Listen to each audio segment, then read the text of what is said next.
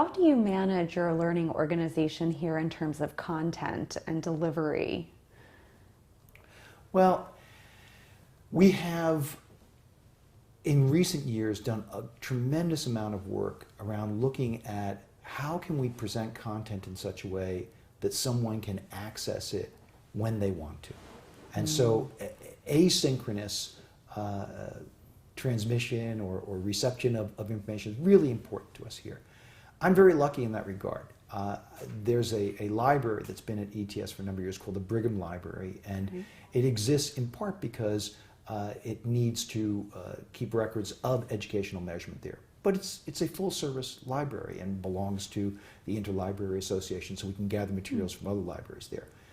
But why that's an advantage for us is because librarians understand how to organize knowledge so that people can find it easily. And so I've got a small staff of librarians who are absolutely wonderful at saying, what's the content that we need to know? I'll tell you the specific project they're working on right now. We have people who are program managers. So the person who runs our graduate record exam would be the senior program manager for graduate record exam there. Well, they learn a lot of things over the years. So what they're doing is they're codifying what does this person know. They're doing it through interviews. They're doing it through taking a look at various manuals that have been created over time in terms of that. And they're putting this in what is going to be called a program manager book of knowledge. We're borrowing a page out of project managers in using that phrase there. So that's one way in which you can organize the content there. But then you get into specific learning goals. So we have a number of technological systems here. Testing has become a highly technological activity there. Many of our tests are delivered online. The scores are delivered online. The registration is online there.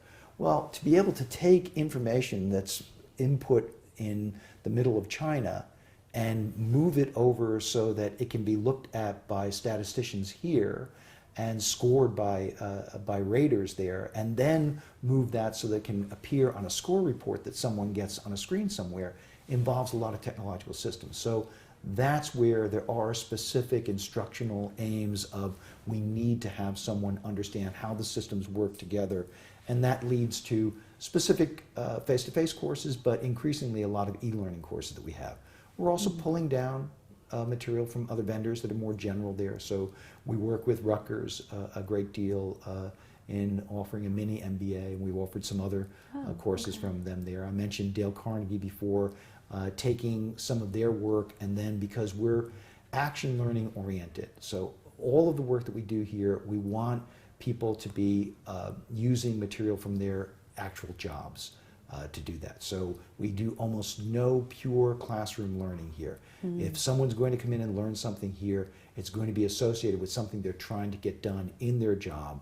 And so some vendors like Dale Carnegie have done a great job of helping us out to sort of figure out how do we move some of that programmatic knowledge, some of that didactic knowledge into a venue so that people can get that as they need to, but while they're actually working on learning while doing. I took the GRE a few years ago and had the online flashcards. Oh yeah. I loved that. Yeah. They were like on my iPod. I know.